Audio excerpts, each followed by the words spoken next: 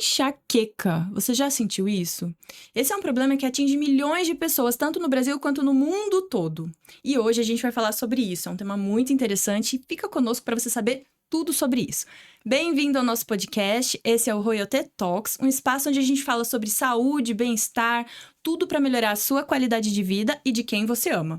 E eu não tô aqui sozinha para falar sobre enxaqueca, eu trouxe um especialista, o Dr. Wesley Andrade do Nascimento. Ele é neurologista pela Unicamp com atuação em neurofisiologia clínica. Doutor, muito obrigado por estar aqui conosco. Muito obrigado pela oportunidade de estar aqui na clínica conversando sobre um assunto muito interessante. Exatamente, vocês vão se Importante, surpreender, inclusive. porque tem muita coisa legal que o doutor vai explicar pra gente hoje. E antes da gente começar no tema enxaqueca, como é que você escolheu neurologia? Olha, a neurologia foi uma escolha assim. Desde que eu me entendo por gente, eu queria fazer medicina. A minha mãe que fala assim, quando eu tinha uns 7, 8 anos, eu falava que ia ser médico, Olha, ia ser decidido. neurologista Nossa, neurologista desde os 7. e ia ter uma 1100, que era uma moto. Mas nunca tive a 1100 até hoje. Uhum. Mas a neurologia, assim, eu entrei na faculdade já querendo neurologia. Eu sou o que, digamos, que falam nerd, na Uhum. definição da palavra. Durante a faculdade eu gostei de muita coisa, mas no final eu fui para neuro. Algumas coisas me chamam a atenção na neurologia. Uma é o estudo do cérebro humano. Acho que talvez, para mim, sou Muito suspeito para interessante, falar, né? talvez o órgão mais importante do nosso corpo humano e mais interessante de estudar.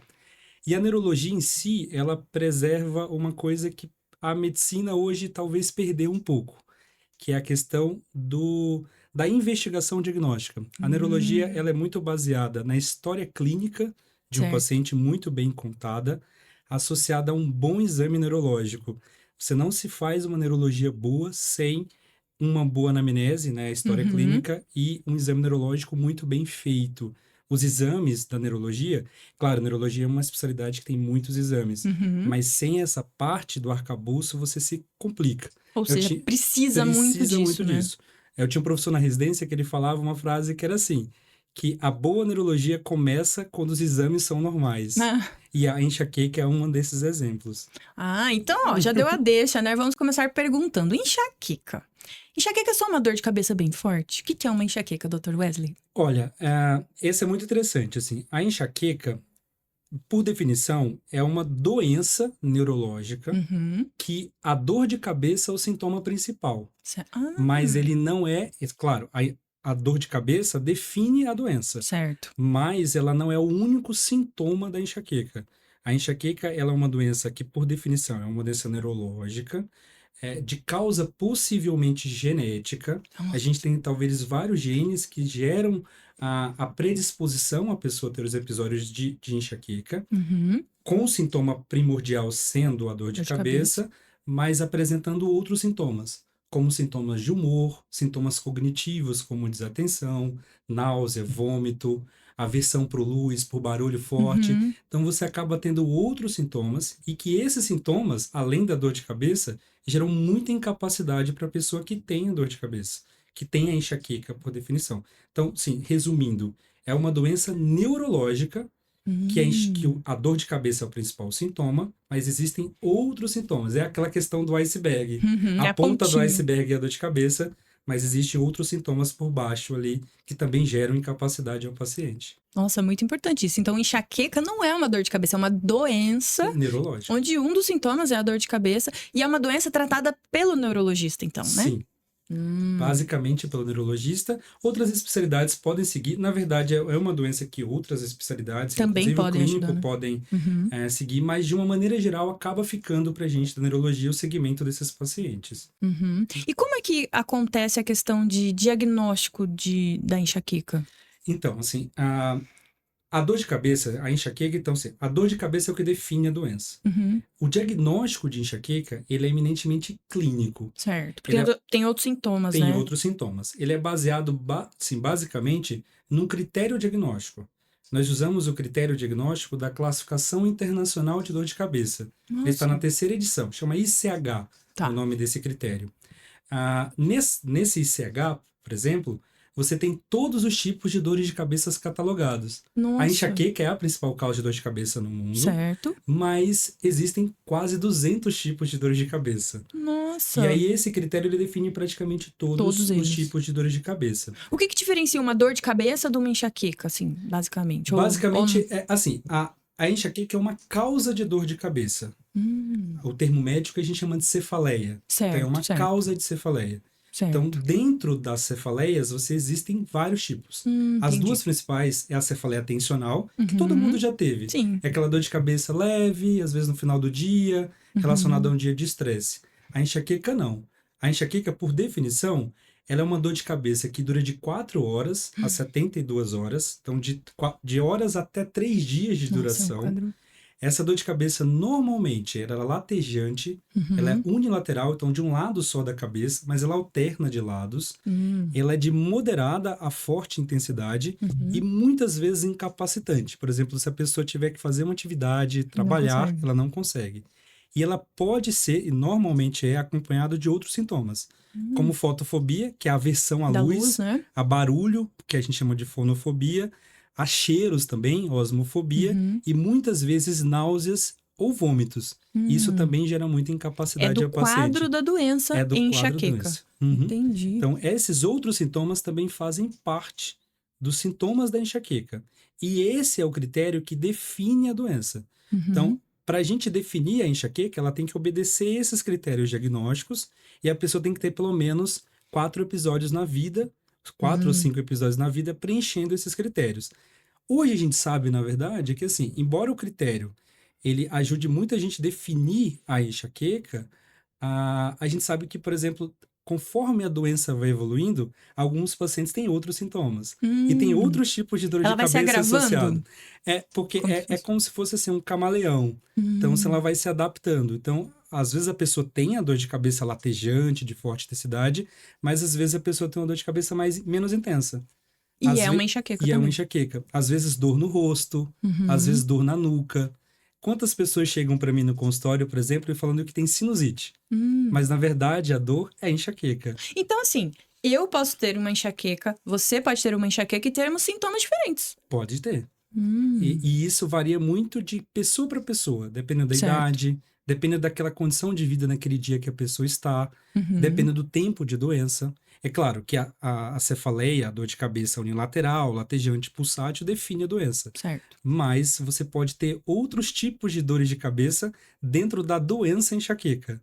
Porque é isso que é interessante. A gente está lidando com uma doença, que a dor de cabeça é o principal sintoma, Entendi. mas ela não é só a dor de cabeça o único sintoma. Isso é muito importante, porque assim, na minha ideia, era o quê? Enxaqueca é um nome para dor de cabeça, uma dor de cabeça forte, mas não, a enxaqueca é uma doença. Sim. Que um dos sintomas, talvez o principal, mais prevalente, seja dor de cabeça. E é o que gera mais incapacidade ao paciente, né? E aí, então, vai uma pergunta aqui bem duvidosa, não sei. É possível ter enxaqueca, um episódio de enxaqueca sem dor de cabeça? Ou sem dor?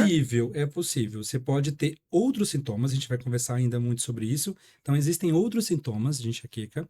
Um dos sintomas é a aura, que é presente em aproximadamente 10% dos pacientes que têm enxaqueca. 90% dos pacientes com enxaqueca é sem aura. Então, assim, vamos falar de A classificação. grande maioria não tem. Então, assim, a enxaqueca, a gente tem 2 grandes classificações. Certo. Uma, nós classificamos em enxaqueca sem aura. São pessoas que têm só o episódio de dor de cabeça. Tá. E tem alguns pacientes que têm um fenômeno antes da enxaqueca, antes da dor de cabeça, que nós chamamos de aura. Por definição, a aura acontece até 1 hora antes da dor de cabeça. Tá. A aura mais comum é um fenômeno visual. A pessoa, normalmente, ela começa a ter uns pontinhos brilhantes na visão, ou, às vezes, ela começa a ter perda de campo visual mesmo. Então, ela começa a perder um lado da visão, e isso, assim, assusta muito. Tem alguns Sim. pacientes que acham que estão ficando cegos, por exemplo. É muito estranho, e depois isso melhora e vem a dor de cabeça. Então, Isso é logo uma após aura vem o quadro da dor. da dor de cabeça. Olha. Existem outras auras. Então, existem pessoas que têm tontura, existem pessoas que ficam com dificuldade de falar, tem pessoas que ficam com dificuldade de enxergar, tem pessoas que ficam com o lado dormente do corpo sem movimentar. São auras mais complexas. muito bem que é muito raro. A Mas principal é a existem. aura visual. Então, assim, 10% da enxaqueca, elas são com aura. E 90% sem aura. Certo. Outra classificação da enxaqueca, que nós vamos falar depois também, é a classificação operacional da enxaqueca. Então, nós temos o que nós chamamos de enxaqueca episódica. Então, tem Certo. pessoas que têm poucas crises de enxaqueca. Ela tem uma crise, 2 meses depois outra, às vezes 2 no mesmo mês, mas ela tem poucas crises. E tem a pessoa que tem enxaqueca crônica, que essa é uma outra definição. O que a gente define como enxaqueca crônica? É quem nos últimos 3 meses, a gente classifica assim, ó. Se a gente pegar um intervalo de 1 ano, se durante 1 ano a pessoa tiver 3 meses consecutivos ou não consecutivos de dores de cabeça por pelo menos 15 dias no mês. Então, a gente está falando de metade do Nossa, mês. metade do mês com dor de E cabeça. desses 15 dias, pelo menos 8 são de enxaqueca, quer dizer, aquela crise de dor de cabeça incapacitante, de forte intensidade. Com mais nós, alguns sintomas que o senhor falou, nós né? chamamos de enxaqueca crônica. E isso tem diferença, porque o tratamento da enxaqueca episódica é diferente do tratamento da enxaqueca crônica, do que a gente vai fazer de alternativas de tratamento. Então, por Certo. isso que a anamnese É super é muito importante. importante. Porque quem vai me dizer o padrão de dor de cabeça é o paciente. Sim. Quanto tempo essa dor de cabeça ele tem? Quantos dias de dor de cabeça ele tem? Quais sintomas estão junto, Quais né? sintomas estão juntos? Então, a história clínica é muito importante. Porque é isso que vai direcionar o tratamento, né? Pra ele Isso. ter sucesso. Uhum. E aí me vem uma pergunta: existe um perfil de pessoa que é mais propenso a desenvolver enxaqueca ou não? Não tem isso. Então, assim, de uma maneira geral, a enxaqueca é uma das doenças mais prevalentes que a gente tem no mundo. A estimativa na população brasileira é de 15% da população Nossa, é brasileira. muita coisa. A gente está falando de uma população de 210 milhões de habitantes, mais ou menos. Então, a gente está falando de por volta de 30 milhões de pessoas que têm enxaqueca. A prevalência é um pouco maior em mulheres, numa proporção de 1 para 3, 1 para 4 homens. Então, essa proporção é maior em mulheres. Mas, de qualquer maneira, pode ser de qualquer idade. Você pode começar na infância, você pode começar A faixa etária mais comum de começo é por volta da 2ª, 3ª e 4ª década de vida. Então, isso é muito importante, porque a prevalência maior de enxaqueca é dos 20 aos 40 anos, né, quando aparece. Que é justamente a nossa... mais produtiva, mais né? produtiva Nossa fase da de população. maior movimento. E isso é importante também, porque a enxaqueca é a 2ª causa no mundo de perda de dias de trabalho e incapacidade laborativa. Nossa! Só perde para dor lombar. Então, se você vê, no mundo é a 2ª causa de perda de dias de trabalho. Então, a gente está lidando com uma doença muito prevalente comum, né? E muito incapacitante. Muito incapacitante. E de uma maneira geral, até muito subdiagnosticada ainda na nossa população. Entendi. Embora porque a seja gente muito não comum. enxerga a enxaqueca como uma doença, né? Eu, pelo menos, não enxergava até 2 minutos atrás. E aí, você falou uma coisa que me chamou a atenção. Crianças podem ter enxaqueca? Podem ter. Como a gente está falando que é genético, né? Então, é muito comum que você tenha várias pessoas da mesma família com enxaqueca. E algumas pessoas começam na infância. Isso tem um norte, porque às vezes o que acontece é que na criança, às vezes o sintoma dor de cabeça pode ser o principal, mas, por exemplo, pode ter crianças que só têm vômito. Isso sem enxaqueca. E, às vezes, é uma crise de enxaqueca. E às vezes é uma crise de enxaqueca. Isso, às vezes, é difícil de diagnosticar. Porque a criança ela não sabe definir muito bem o que ela está sentindo. Qual que é o tipo? Você vai perguntar para uma criança, essa dor de cabeça é pulsátil, é latejante? Ela não vai saber te falar. Ela vai falar, tô com dor de cabeça e tô com vontade de vomitar, né? Então, às vezes, o diagnóstico é um pouco mais E às vezes, complicado. eu sou mãe, às vezes, pensando nos meus filhos, né? Às vezes o filho fala, tô com dor de cabeça, vontade de vomitar. A gente acha que alguma coisa que comeu que não fez bem, que causou a vontade de vomitar e que deu dor de cabeça. Mas pode ser o contrário. Pode ser que seja dor de cabeça que causou o vômito, né? E a náusea faz parte, a náusea e o vômito, né? dos sintomas. Da enxaqueca. A gente chama de sintomas neurovegetativos. É por isso que eu falei que a enxaqueca, além da dor de cabeça, você tem outros sintomas associados. Isso é muito interessante, porque falando sobre enxaqueca, de uma maneira geral, então, por que nós chamamos hoje de uma doença cerebral e não só mais a dor de cabeça? Porque os novos estudos, assim, a enxaqueca é uma doença que a fisiopatologia é muito bem estudada nos últimos 40, 50 anos. E hoje a gente sabe que algumas áreas cerebrais, tanto do córtex cerebral ali, como da região mais central do cérebro, que nós chamamos de tronco encefálico, existem disfunções nessa região do cérebro. E além dos fenômenos vasculares, que era o que definiu a enxaqueca antigamente, que é esse padrão latejante da dor de cabeça. E o que nós chamamos é que, na verdade, a enxaqueca ela é uma doença que tem fases. E nós dividimos essas fases, atualmente, em basicamente 4 fases. Alguns pacientes têm 3 fases, alguns pacientes têm 4. Então, muitos pacientes têm uma fase que nós chamamos de premonitória, ou fase chamada de pródromo. Então, o que acontece? É um pouquinho antes de vir. 24 a 48 horas antes da enxaqueca... Que não é a aura, né, doutor? Não é a aura. Tá, a aura acontece 1 hora antes, mais ou menos. Tá. Mas assim, 24 horas, 48 horas antes, as pessoas têm isso que a gente chama de fase prodrômica. Então, muitas pessoas que têm enxaqueca vão se identificar com agora. Isso. Algumas pessoas, elas começam a ter, por exemplo, uma sensação de peso no ombro, ou no pescoço, com uma sensação de rigidez. Rigidez muscular. Algumas pessoas começam a ficar desconcentradas ou desatentas. Algumas pessoas começam a ficar um pouco mais mal-humoradas. Parece sintoma de estresse, isso, né? como se alguma coisa fosse acontecer. Certo. Algumas pessoas têm avidez por doce, ficam com muita vontade de comer doce. Então, ela fica ali querendo... Isso já é um sintoma da doença? Isso é um sintoma da doença. Olha. Algumas pessoas começam a aumentar a frequência de ir no dia ao banheiro, por exemplo. Dormem mal no dia anterior. Sim. E aí, já sabendo que alguma coisa vai acontecer. Então, na verdade, talvez a enxaqueca já tinha começado aqui. A doença enxaqueca. Antes da dor de cabeça. Antes da dor de cabeça. Olha, que interessante. Isso começa às 24 e 48 horas. Algumas pessoas têm a aura, que a gente tinha conversado antes. E aí, algumas pessoas não têm a aura e já vai ter a dor de cabeça. Certo. E aí, isso é muito interessante, porque, por exemplo, a gente vai conversando sobre gatilhos, mas tem algumas coisas muito interessantes. Porque, por exemplo... isso são dos novos estudos, assim, para enxaqueca. Se o paciente, por exemplo, a gente considera chocolate como um gatilho para a crise de enxaqueca. Tá. Porque ali a gente sabe que tem substâncias vasodilatadoras e tudo mais.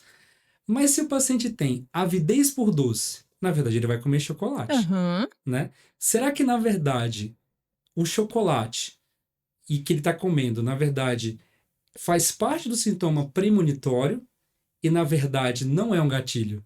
Sim, verdade, faz todo sentido. Porque, na verdade, ele já começou a crise, ele comeu chocolate, mas independente se ele comesse ou não chocolate, ele já teria a crise.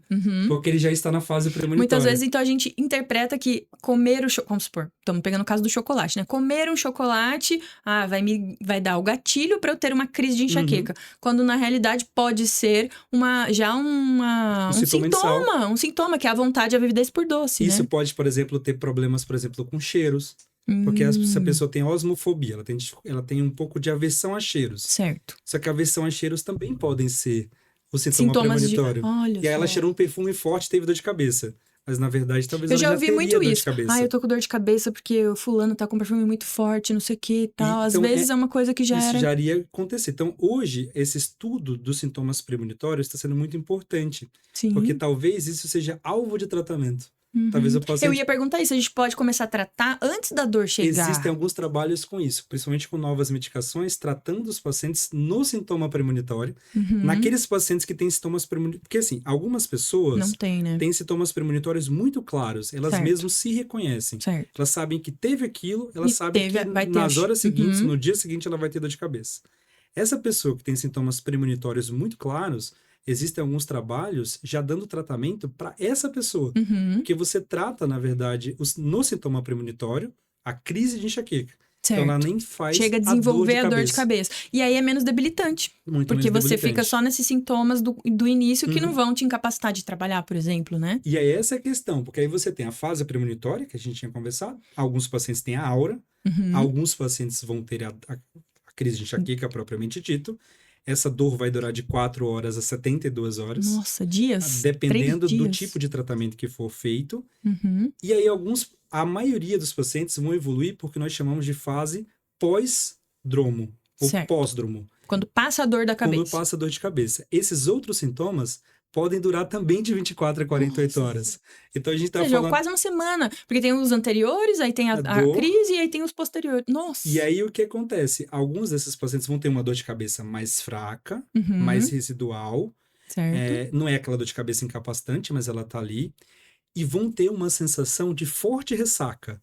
às vezes com fadiga, com Uhum. desconcentração, com desatenção, com Uhum. muita dificuldade ali no dia a dia, com sonolência. Isso dura às vezes 24, 48 horas. Então Certo. a gente está falando de uma doença, como você falou, de que talvez todos os sintomas duraram 7 dias ou 5, 7 Imagina, é muita dias. coisa. E é por isso que a dor de cabeça do tipo enxaqueca gera muita incapacidade. É. Porque a pessoa, ela tá disfuncional, digamos assim, nos Praticamente uma dias semana, da dor de imagina. cabeça, Uhum. mas 1 ou 2 dias Não tá antes, ou 1 ou 100% 2 dias também, né? depois, Tá. ela também tá. É. E esse é o grande questão, porque a pessoa que tem enxaqueca crônica, por exemplo, Vai ter sempre. ela saiu de uma crise, ela faz outra. Ela saiu de uma crise, ela faz outra. Então você vê, a pessoa às vezes fica um mês assim, tendo uma Entendi. crise atrás da outra. É por isso que gera muita incapacidade, é por isso que a dor de cabeça é o sintoma principal, mas os outros sintomas que eu falei da ponta do iceberg, eles são tão incapacitantes quanto a dor de Quanto a cabeça, dor. mas eles são subnotificados E a gente não relaciona, e muitos pacientes né? não relacionam com a própria crise. Uhum. Muitos médicos acabam não lidando com isso. É Uhum. muito comum diagnósticos errôneos Certo. e isso gera incapacidade ao paciente. Então, Nossa, isso quanta coisa, é hein? muito interessante. Quanta coisa interessante. Uhum. Você observa nos seus pacientes, tem alguns gatilhos mais frequentes que outros ou não? Tem. Aí a gente vai falar sobre gatilhos. Isso é Que um são, outro... gatilhos são coisas que Podem despertam, deflagrar né? crise, digamos Certo. assim. Uhum. Eu vou falar 2 coisas sobre gatilhos. Então, a gente tem gatilhos muito clássicos. Tá. E muito mais comuns. Chocolate eu sei que é um. Mas Ou não, né? existem outros mais comuns. Certo. Então, os principais gatilhos mesmo são privação de sono. Certo, Então, noite mal verdade. dormida. Uhum. Jejum prolongado. Então, a Tá. pessoa fica horas sem comer, tá ali na rua, fiquei muitas horas sem comer. O jejum prolongado gera dor de Isso também não cabeça. é pra todos, né? Não é para todos. Mas pode ser. Mas são os gatilhos mais clássicos que Tá. a gente vai falar. Então, Falta de sono, privação de sono. jejum prolongado, estresse ou estresse crônico ou situações estressantes do dia a dia, Uhum. desidratação. Isso tem relação com calor. Então, por isso que quando a gente tem crise, a gente até orienta que o paciente tome muita água, porque a desidratação gera crises de dor de cabeça. Então, esses são sintomas primordiais que, assim, que geram bastante. Os gatilhos mais comuns, né? E aí a gente vai falar dos gatilhos alimentares, né? Certo. A gente tem outras questões. A gente tem, aí tem clássicos, né? Chocolate, tem gente que tem com melancia, Olha, tem gente que tem com melancia. queijos, então, Certo. principalmente queijos curados. Mas a pessoa não precisa ter intolerância à lactose Não pra... precisa. Não tem nada a ver uma coisa. Não Tá, tem a ver. Tem a ver, entendi. talvez, com as substâncias vasodilatadoras presentes no queijo. Certo, igual tem no chocolate, Igual tem no vinho, por exemplo, porque tá. os flavonoides, eles geram essa questão. E aí, então, isso gera... Algumas pessoas têm com cheiros, que a gente estava falando, com perfumes ou odores fortes. Algumas pessoas têm com calor.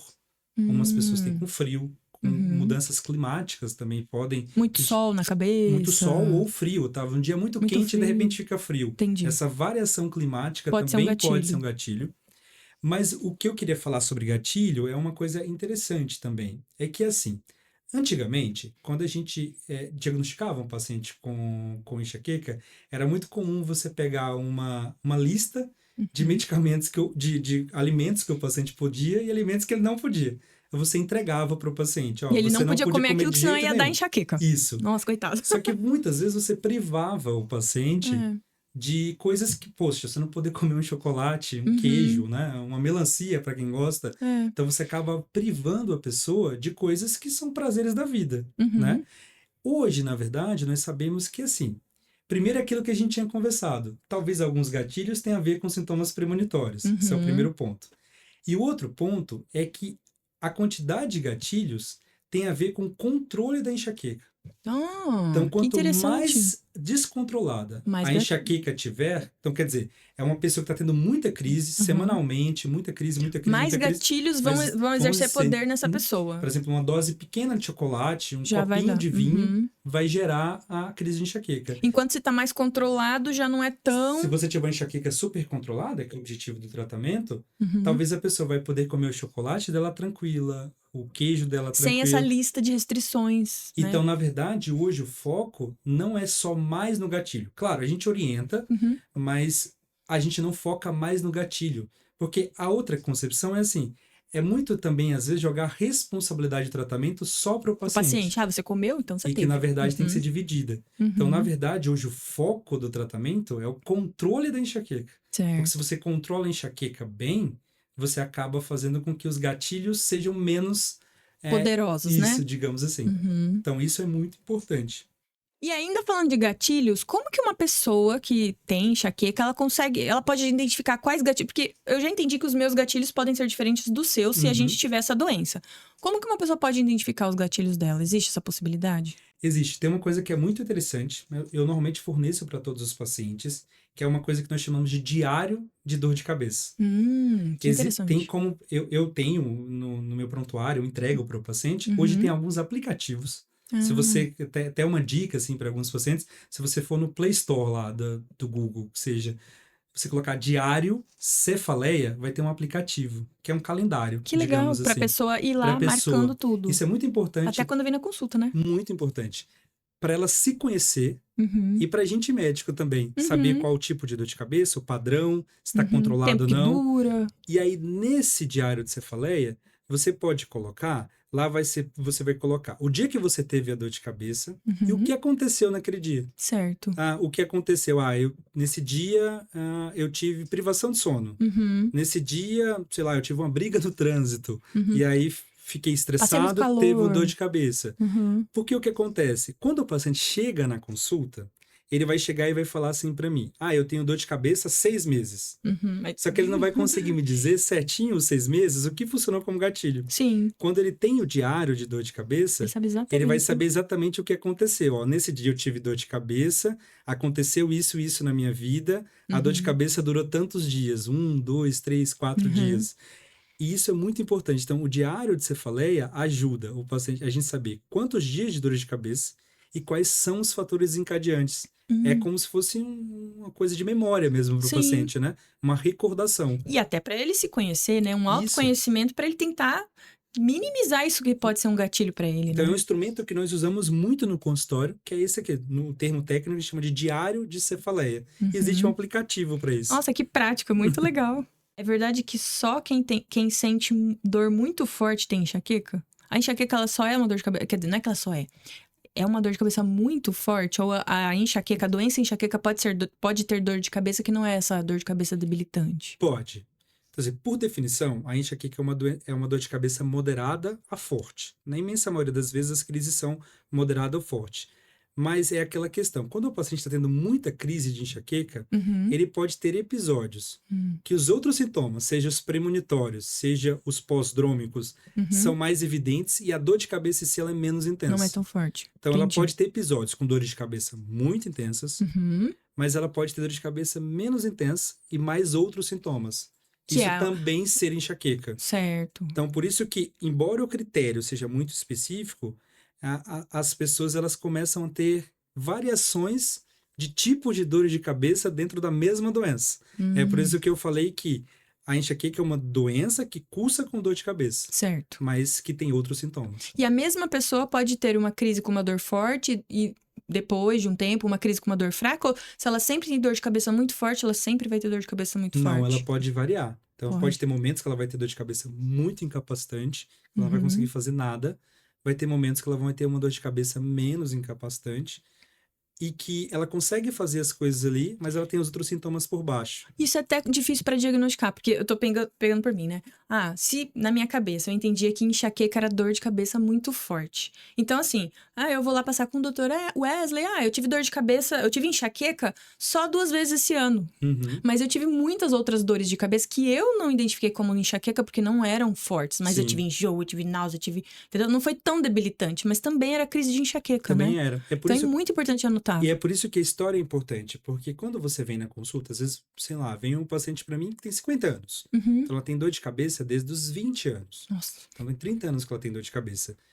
Vai ter episódios que ela vai ter tido dor de cabeça muito Muito forte. fortes. Tem Uhum. episódios que ela vai ter dor de cabeça menos intensas. Por isso que o critério fala de 5 ou mais crises na vida.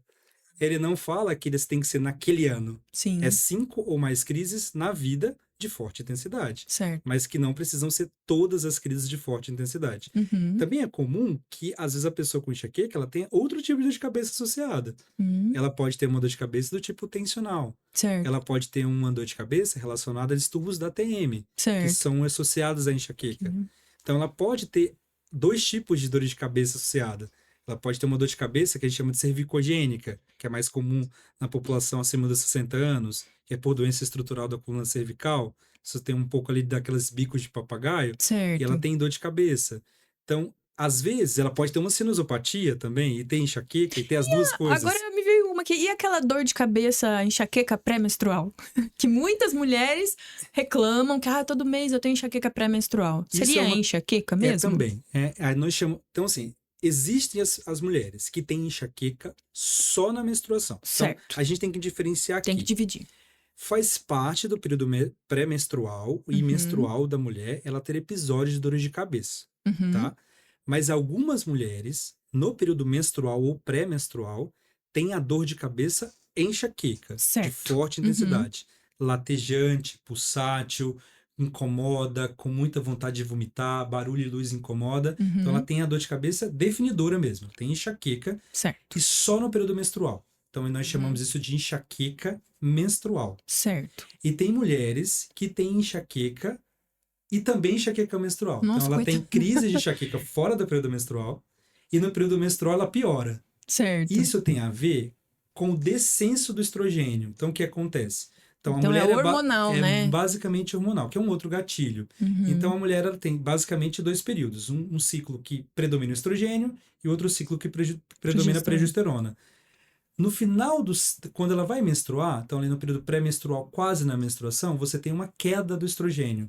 O que parece nos estudos é que, lembra que eu falei sobre as questões corticais Sim. lá, o estrogênio exerça alguma função nessas regiões corticais, principalmente numa região do cérebro chamada hipotálamo. Então você tem ali receptores de estrogênio, também tem receptores de estrogênio nos nervos mesmo, no que nós chamamos de sistema trigêmeo autonômico, e esse descenso do estrogênio faz com que a Faz o pessoa tenha gatilho. suscetível para dor de cabeça. Nossa. Nós chamamos isso de enxaqueca menstrual.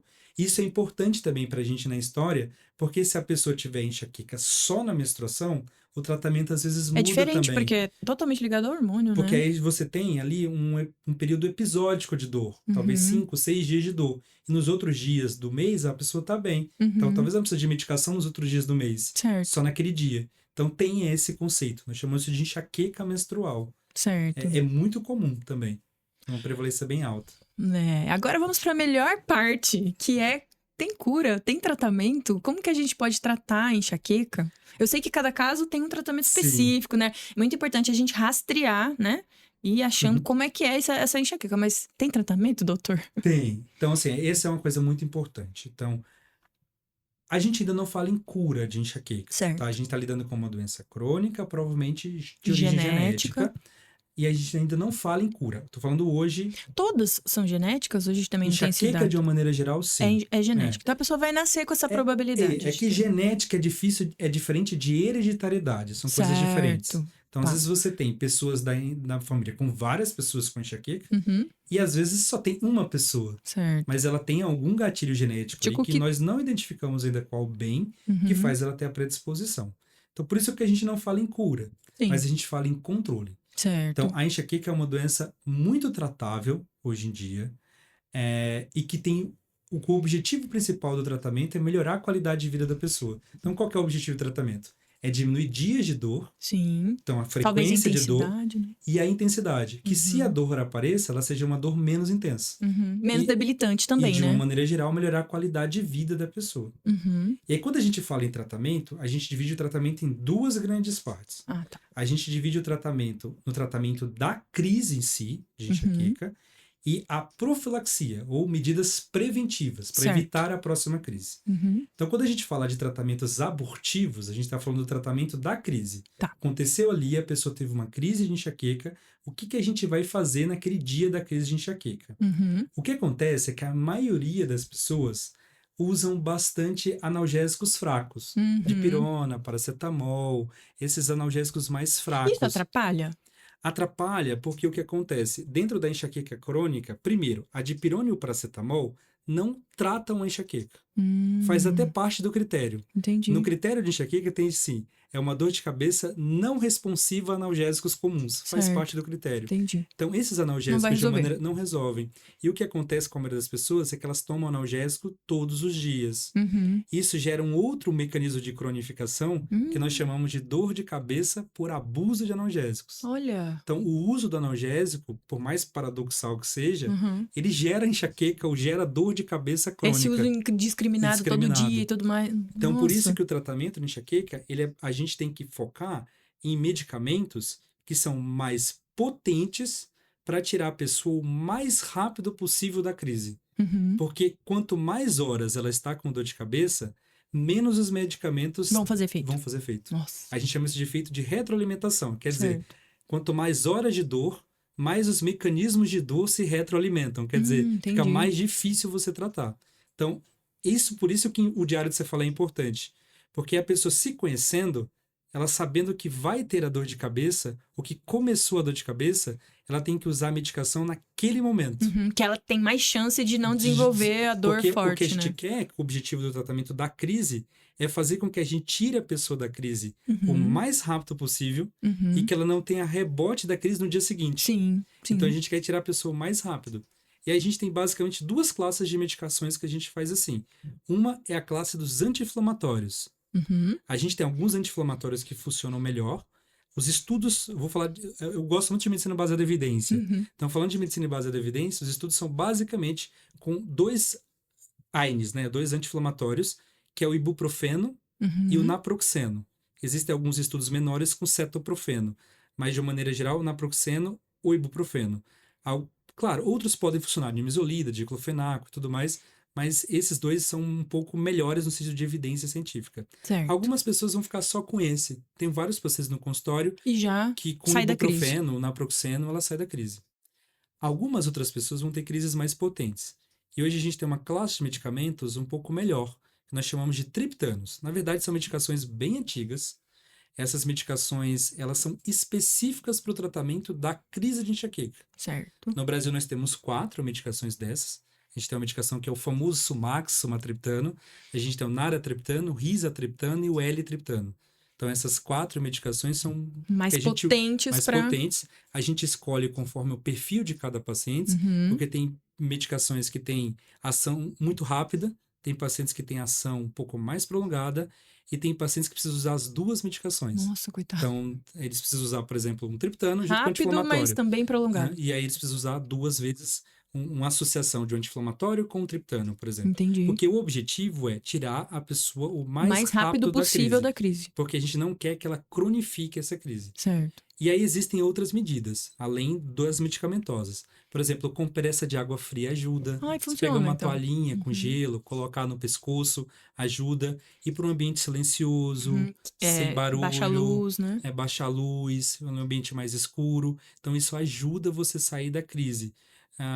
Então, essas medidas são o que nós chamamos de tratamento abortivo da crise. Da crise. O tratamento da crise.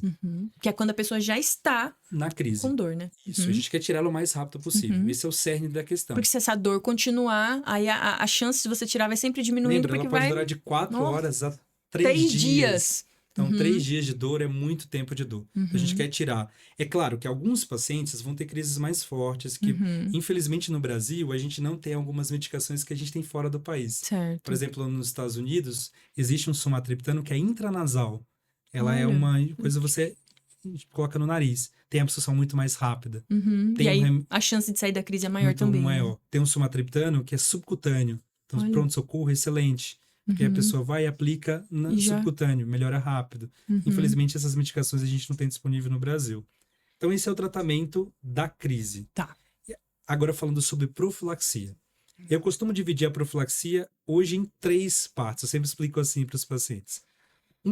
São as medidas não farmacológicas e medicamentos. E outras são as medidas medicamentosas, que eu divido em 2 também. Tá. Nas medidas não farmacológicas, lembra que eu falei assim, a importância do tratamento de enxaqueca é qualidade de vida. Sim, sim. Então, paradoxalmente, as medidas de qualidade de vida ajudam no controle da enxaqueca. Olha, ou seja, quanto melhor o seu sono é regulado, né? Quanto mais você dorme, Alimentação, alimentação. líquido, muita hidratação, melhora o sono, atividade física Diminui a regular. chance de você ter. Quanto melhor a sua qualidade de vida, menor é o risco de enxaqueca. Então, faz parte do tratamento da enxaqueca as medidas de qualidade de vida. Certo. Então, a alimentação é importante, principalmente muito cuidado com processados, esses ultraprocessados, né, fast food da vida. Que tem muito hoje em dia. Comer nos horários corretos, ter uma boa dieta com frutas e verduras. Eu costumo muitas vezes encaminhar para o nutricionista por causa dessa questão da dieta. Para ajustar isso. Uma boa prática de atividade física regular. A gente tem trabalhos e trabalhos que uma atividade física regular diminui a frequência de crises, o sono, uma boa noite de sono. E uma coisa que é muito importante, o humor. É muito comórbido na enxaqueca as pessoas terem, porque faz parte dos sintomas, lembra que eu falei prodrômicos e pós-prodrômicos, irritabilidade, nervosismo, ansiedade, mas o transtorno de ansiedade generalizada, doença, as síndromes depressivas, depressão que seja, são muito comórbidos com a enxaqueca. Então é muito comum a pessoa ter enxaqueca e ter ansiedade generalizada, ter enxaqueca e ter depressão. Então esse cuidado da saúde mental é muito importante, porque às vezes quanto pior é a saúde mental, também influencia na enxaqueca. Então, se a pessoa piorou da depressão, funciona ela como um gatilho piora também. da enxaqueca também. Por isso que tem alguns medicamentos que a gente usa que tratam as duas coisas. Certo, tá certo. Então, o apoio psicológico é muito importante. Então, entra, por exemplo, a psicoterapia entra muito importante. Existem alguns trabalhos, inclusive com técnicas de relaxamento. Aí a gente está falando de psicoterapia mesmo, a gente está falando de terapia cognitivo-comportamental, tem alguns trabalhos com yoga, tem alguns trabalhos com Tai Chi Chuan, tem alguns trabalhos com acupuntura, porque essas medidas que a gente chama de adjuvantes ajudam também no controle de enxaqueca. Então, as medidas não farmacológicas, elas são muito importantes. E vão ser boas para qualquer momento da vida, né? E o paciente não pode negligenciar. Sim. Porque eu sempre costumo dizer o seguinte, a solução dos nossos problemas não estão dentro de uma caixinha de remédio. Se tivesse, era muito mais fácil para mim, médico, exercer medicina. Era muito mais fácil. Certo. Então, de novo, isso não é jogar responsabilidade para o paciente, não é. É compartilhar a responsabilidade. É o que ele pode fazer e não custa nada, né? Isso ajuda a gente no controle de enxaqueca. E aí eu vou falar sobre as medidas farmacológicas. Certo. Dentro das medidas farmacológicas, a gente tem o que é clássico e o que é novo. Certo. E aí a gente vai conversar. E a gente fala dessa prevenção para quem tem quadros crônicos, ou não? Não. Não precisa ser crônico. Existe um slogan da legal. Sociedade Brasileira de Dor de Cabeça e da Sociedade Brasileira de Neurologia, que é de 2 anos atrás, de 2023, que eles falavam assim, 3 é demais. Então, as pessoas que têm 3 ou mais dias de dor de cabeça por mês, eles precisam procurar um neurologista. Certo. Não é normal ter 3 ou mais dias de dor de cabeça por mês.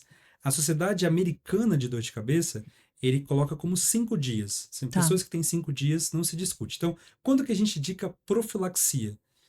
Primeiro, quando a pessoa está tendo muitos dias de dor. A gente está falando de 4, 5 ou 6 dias de dor de cabeça por mês. Quando esses episódios de dor de cabeça são incapacitantes. Certo. Então, quando esse episódio de dor de cabeça, mesmo que seja um dia só, ela dura 3 dias. E aí, isso gera...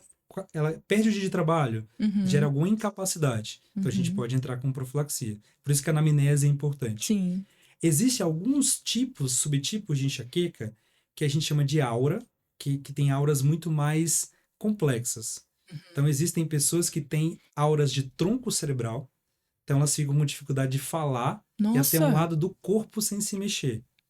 Então, isso é importante e a gente tem que tratar. Aí não pode não viver tratar. Com isso, né? E existe um grupo de pessoas que tem uma doença muito rara, que nós chamamos de enxaqueca hemiplégica familiar. São pessoas que têm episódios de hemiplegia, de perder o movimento de um lado do corpo e depois ter enxaqueca. Então, nessas pessoas, a gente tem que tratar sempre.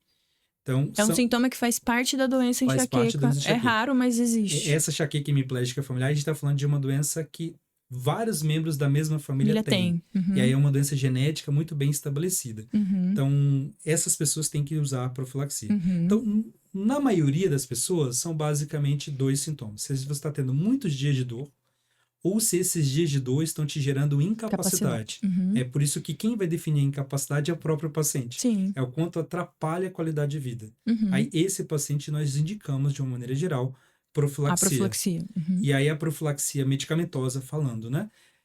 O que a gente sabe de medicamentos é assim, durante muitos e muitos anos, a gente viu que a gente chamava de medicamentos, hoje nós chamamos de medicamentos não específicos. Uhum. Eram medicamentos que foram criados para outras questões e que, com o trabalho, a evolução do acompanhamento de pacientes com enxaqueca ao longo de 50, 60 anos, viu-se que essas medicações funcionavam para enxaqueca. Olha que A interessante. gente tem, por exemplo, antihipertensivos para pressão, a gente tem antidepressivos, a gente tem anticonvulsivantes, e a gente dividiu essas medicações em nível de evidência.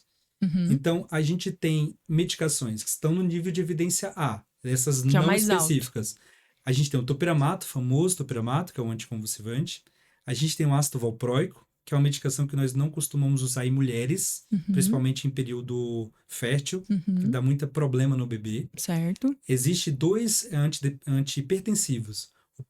Muito antigo, chamado propranolol, que é um Ah. remédio para pressão alta, e o metoprolol, que é um parente desse.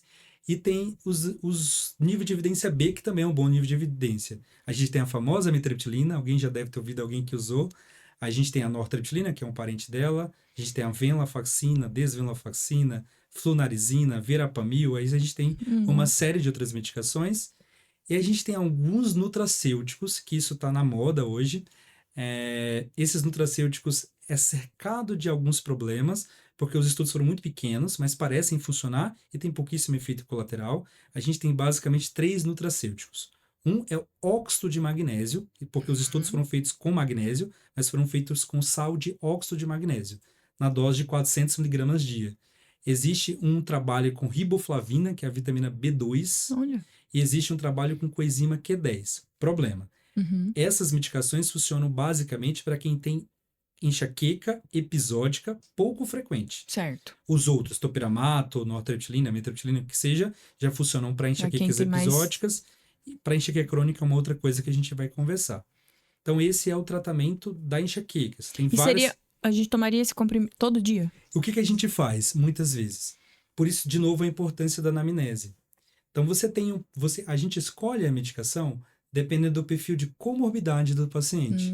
Claro. Então, é um paciente que, por exemplo, ela tem depressão, ou ele tem depressão, e tem dor de cabeça, ou tem muita ansiedade, tem dor de cabeça. Talvez a gente escolha um antidepressivo, um ansiolítico, porque a gente está tratando as duas coisas. Né? É um paciente que tem dificuldade de dormir, é uma outra medicação. Uhum. É um paciente que tem dor de cabeça e pressão alta, é uma outra medicação. Então, a gente escolhe essas medicações conforme os pacientes, o perfil do paciente. Uhum. Então, por isso que o tratamento é muito individualizado.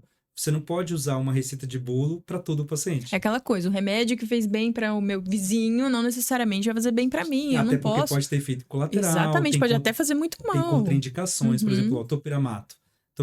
Topiramato, quem tem pedras no rim não pode usar. Uhum. Então, é uma coisa que é super comum na população. Sim. Às vezes você usa e não pode. Então, a gente tem que tomar cuidado com algumas coisas, mas existem várias opções terapêuticas para isso. Às vezes a gente pode usar medicações associadas. A gente pode usar, por exemplo, uma medicação de uma classe e outra medicação de uma classe. O que nós fazemos, na imensa maioria das vezes, é escolher uma medicação, a gente entra numa dose baixa e vai subindo, acompanhando a tolerabilidade do paciente, se ele tolera aquela medicação. Tem efeitos colaterais por também, causa do né? perfil de efeitos colaterais, e se aquela medicação vai ser eficaz ou não para o paciente. E aí depois a gente troca conforme for a medicação que o paciente precisar. Então, esse é os medicamentos. Uhum. Hoje, o que é mais interessante é que a gente tem medicações novas para enxaqueca. Isso é super interessante e muita gente não sabe ainda.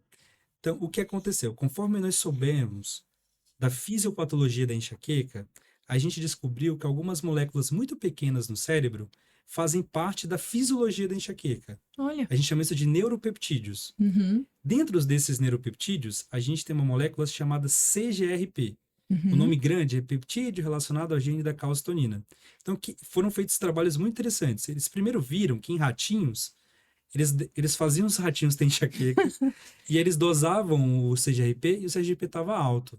Aí eles começaram a ver nas pessoas que tinham enxaqueca. Eles dosavam no sangue E no líquido lá do cérebro, que a gente chama de líquor, CGRP e tava o alto. CGRP estava alto. Olha. E aí eles perceberam, Ele é responsivo a enxaqueca. será que é só um epifenômeno que a gente chama, só tá aumentado por tá aumentado? Então, aí eles pegaram assim, será que um paciente que tem enxaqueca, se eu injetar CGRP nele, Vai ele piorar? vai ter enxaqueca? Aí eles fizeram isso.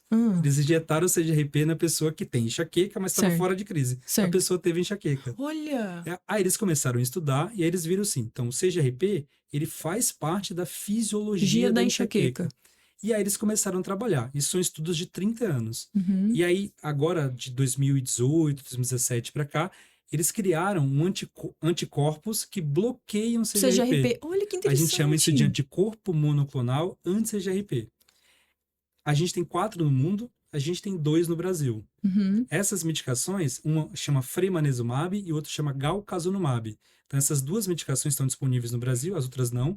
E tem umas moléculas um pouquinho pequenas que chama gepantes. A gente não tem essas no Brasil ainda. Mas esses 2 anticorpos monoclonais, eles foram criados, eles começaram a estudar.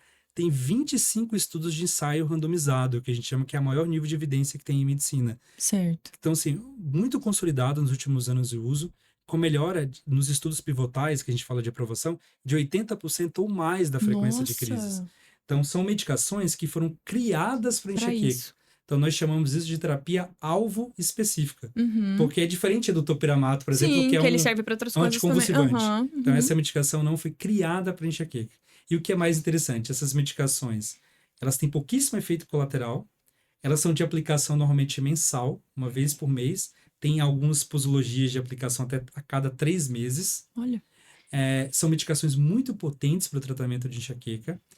Inicialmente, quando elas foram aprovadas, a gente usava para os pacientes que a gente tinha enxaqueca crônica ou refratária. Então, pacientes que estavam na crônica, aquele que eu falei, 3 meses com 15 dias ou mais de dor de cabeça, ou para pacientes que usaram 1, 2 ou 3 das outras medicações, e aí a gente colocava o anti-CGRP. Mas a último consenso da Academia Americana de Cefaleia, ele já coloca o anti-CGRP como primeira linha, mesmo para o paciente com enxaqueca episódica. Essas medicações elas podem ser usadas por um ano e meio, alguns estudos até por mais tempo, se for necessário. São medicações muito potentes que ajudam bastante no tratamento de enxaqueca. E tem uma segunda coisa que é para enxaqueca crônica, além do CGRP, que é Botox, por incrível que pareça. Existe um protocolo chamado PREEMPT. Então, por isso que eu falei que o tratamento da enxaqueca crônica era diferente. Porque o paciente com enxaqueca crônica, muitas vezes ele não responde muito bem às medicações. É um paciente que está tendo dor de cabeça, imagina, pelo menos 15 dias do mês com dor de cabeça nos últimos 3 meses. Então, existem algumas coisas que a gente faz mais potentes. Sim, porque, como você disse, né? Ela vai se retroalimentando e vai ficando cada vez mais difícil você tirar e aí ou minimizar. A gente precisa de coisas mais potentes. Fortes. E aí, o anti-CGRP é uma ideia para esses pacientes. Existe também a associação com Botox. O protocolo é um protocolo chamado PREEMPT. É feito pequenas aplicações em 31 pontos da cabeça que são responsáveis... São específicos onde tem alguns nervos que geram a crise de dor de cabeça. Certo. Então, isso é bloqueado. A frequência de aplicação entre 4 e 6 meses. Alguns pacientes respondem muito bem só ao Botox. Alguns pacientes respondem muito bem só ao CGRP.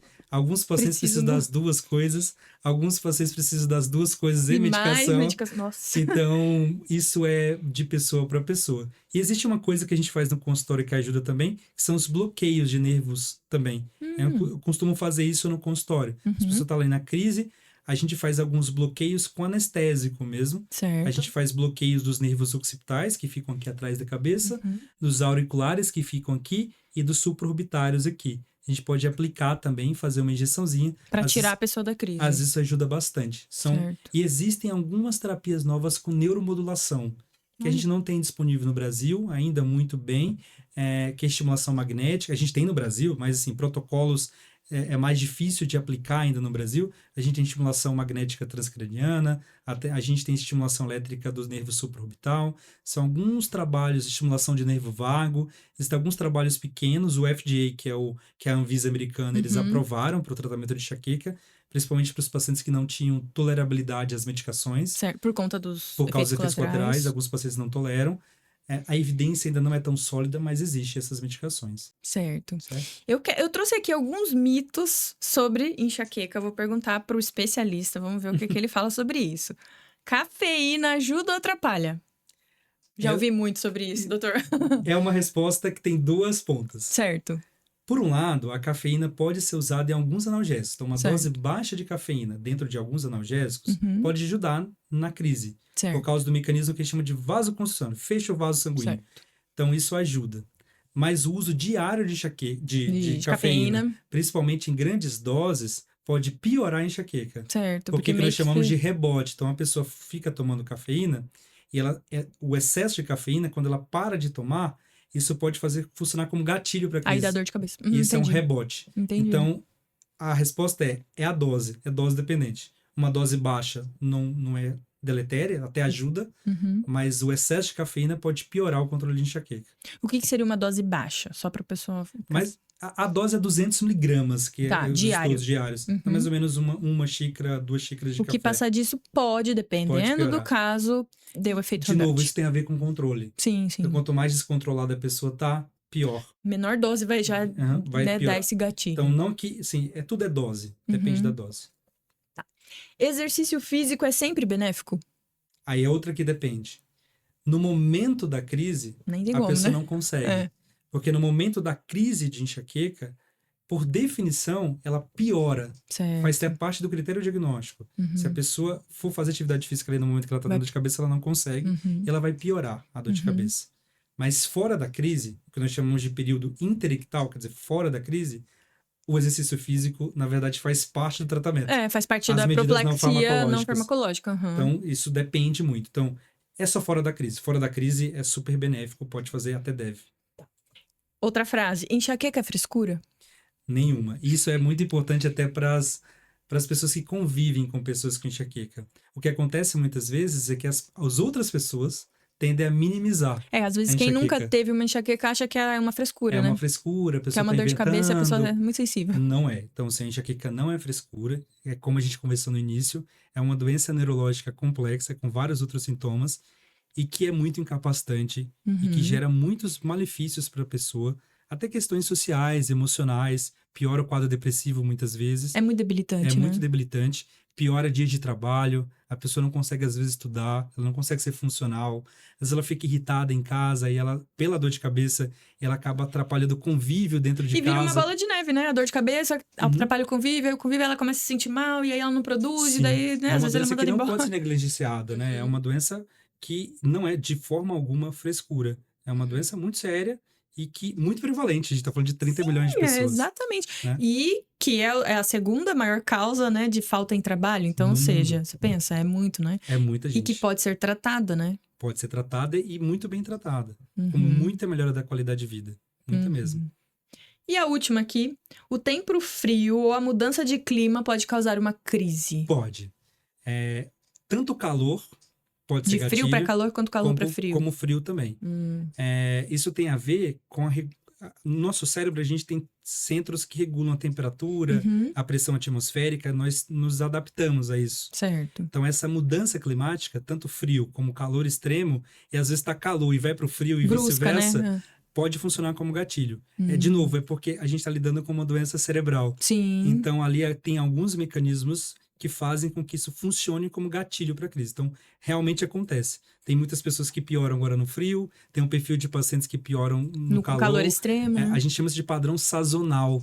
Tem pessoas que têm muita crise no frio, tem muita gente que tem no calor. Existem outros grupos de dor de cabeça que até tem mais isso. Tem uma dor de cabeça que chama de cefaleia em salvas, que funciona muito isso. A pessoa tem dor de cabeça naquele período do ano. Olha! Sempre no mesmo período do ano ele tem a dor de cabeça. Justamente por causa desses mecanismos autorregulatórios, digamos assim, do cérebro. Então, é um gatilho conhecido. Entendi. Estamos chegando no final, mas eu quero que o doutor deixe uma resposta para você aí de casa. Que recomendação você deixaria para aquela pessoa que tem enxaqueca, que já tentou de tudo, mas não consegue sair dessa crise? O que ela poderia fazer? O que é importante? A minha questão para os pacientes é: não desista. Sim. Tá? Então, assim, enxaqueca tem tratamento. Tá evoluindo muito, né? Tá evoluindo né? bastante. Tem várias coisas que nós podemos fazer. Tem novos medicamentos, tem novas associações medicamentosas, tem coisas não medicamentosas, tem coisas que a gente pode associar ao tratamento. Às vezes a falta de informação faz com que essa pessoa Sim. tenha crises crises repetitivas que ela poderia ter diminuído. Isso é uma verdade absoluta, assim. Então, a gente está lidando com uma doença que, por mais que a pessoa que está sofrendo possa pensar assim, não tem solução. Tem solução. Tem como a gente melhorar muito a qualidade de vida. De novo, o objetivo do tratamento é melhorar a qualidade de vida. Imagina só, uma pessoa que está tendo dor de cabeça nos últimos 3 meses. Pelo menos 20 dias de dor de cabeça por mês. Muita Se a coisa. gente começa o tratamento e essa pessoa faz 5 dias de dor por mês, a gente teve uma melhora de 80%, Demais. 90%. Uhum. Então, tem como tratamento, tem muita coisa para ser feita. E a questão é, não desista. E um recado também para as pessoas que convivem com as pessoas com Que enxaqueca. sofrem enxaqueca, né? Acolham essas pessoas. Uhum. Não julguem, entendam. Essa questão do acolhimento da pessoa com enxaqueca é muito É importante, né? Porque, de novo, não é uma doença que é uma frescura. Uhum. É uma doença séria, incapacitante e que muito bem tem tratamento. Isso é o mais importante. Isso é reconfortante, né? Sim. Você gostou desse episódio? Ele foi muito bom, né? Muito esclarecedor. Se você tem alguma dúvida, pode deixar aqui pro Dr. Wesley responder. Se você tem enxaqueca, é fundamental que você procure tratamento. Como ele disse, não tem cura ainda, né, doutor? Mas tem muita melhora na sua qualidade de vida. Então, agende já a sua consulta para você poder sair, ter mais qualidade de vida, sair dessas crises. Lembra que tem tratamento. Se você gostou, compartilha, curte, manda já pra alguém que você conhece. Às vezes você não tem, mas alguém que você conhece sofre de enxaqueca, ou pra alguém que convive com quem sofre de enxaqueca. Conhecimento é sempre libertador e muito importante. Então, a gente se despede agora e até o próximo episódio.